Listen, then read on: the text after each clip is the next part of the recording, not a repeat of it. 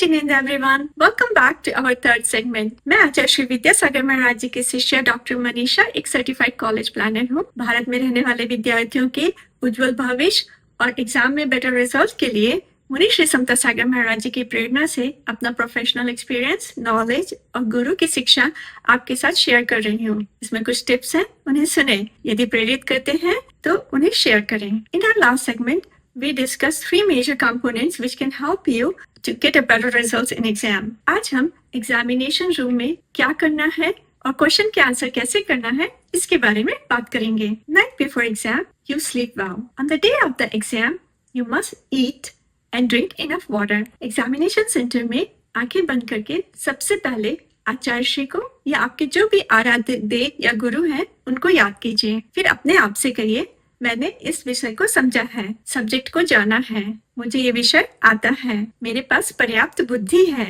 मेरे पास 100% फोकस करने की इनबिल्ट कैपेसिटी है, मैं सभी क्वेश्चन के आंसर टाइमली मैनर में कंप्लीट कर लूंगा या कर लूंगी। फिर आप आचार्य श्री या अपने आराध्य देव से कहिए कि मैं इस एग्जाम को अपना 100% दे रहा हूँ या दे रही हूँ, अब आप मुझे आशीर्वाद दीजिए। ऐसा कहते समय आप ब्रीदिंग एक्सरसाइज भी कर सकते हैं और आपको ये तब तक कहना है जब तक आपके चेहरे पर एक बड़ी सी मुस्कान नहीं आ जाती है। अब आप एक बड़ी सी मुस्कान के साथ अपने क्वेश्चन पेपर को पढ़ना शुरू करते हैं। सबसे पहले क्वेश्चन के डिफरेंट पार्ट्स को आइडेंटिफाई करने के लिए क्वेश्चन को ब्रेक डाउन करना या अनपैक करना जरूरी होता है। यदि हम ये स्टेप फॉलो नहीं करते हैं तो हमारा आंसर इनकम्प्लीट भी हो सकता है। अब आप क्वेश्चन को एटलीस्ट 2 to 3 times रीड करें।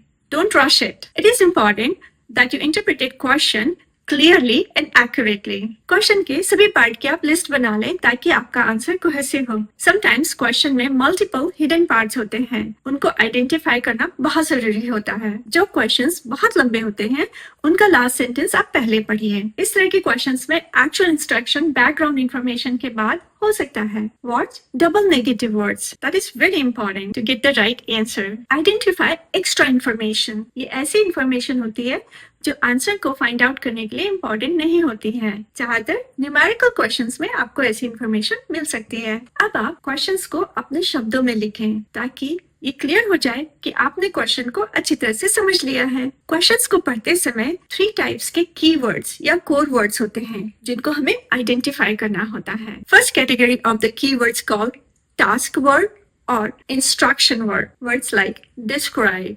एनालाइज, इवैल्यूएट, ये टास्क वर्ड या इंस्ट्रक्शन वर्ड्स हैं। सभी कोड वर्ड्स को आइडेंटिफाई करने के बाद हमें उसे डीकोड करना पड़ता है ताकि हमें ये पता चल सके कि हमें आंसर कितनी डेप्थ में जाकर देना है। फॉर एग्जाम्पल, डिस्क्राइब वर्ड्स बताता है कि हमें इवेंट या कैरेक्टर के डिटेल इंफॉर्मेशन में जाना है। एक्सप्लेन वर्ड्स में आपको हाउ एंड व्हाई बताना जरूरी होता है। रीजन बताते हुए कॉज एंड इफेक्ट्स भी बताना होता है। एनालाइज वर्ड में आपको सब्जेक्ट को पहले पार्ट्स में ब्रेक करना होता है, फिर उसका करेक्शन बताना होता है। कीवर्ड्स की दूसरी कैटेगरी है टॉपिक वर्ड्स या कंटेंट वर्ड्स या सब्जेक्ट मैटर। इसमें हमें आइडिया, सब्जेक्ट, कॉन्सेप्ट डिस्कस करना होता है। अंतिम कैटेगरी है लिमिटिंग वर्ड्स या स्कोप वर्ड्स। इसमें टाइम, लोकेशन या कैरेक्टर्स के रेस्ट्रिक्शंस होते हैं और उसी के अनुसार हमें आंसर लिखना होता है। सभी कोड वर्ड्स को आइडेंटिफाई करके उसे डीकोड करना बहुत जरूरी है। I think it's enough tips for today.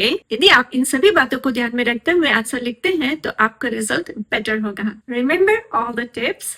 Don't panic. When you stress out during the exam, remind yourself all 3 components which you already have, and that's all you need for today's exam to get a better result. I hope all these tips will help you in your exam and you get a better results. All the best everyone and enjoy the exam. See you later. Bye for now. Jai Jinendra.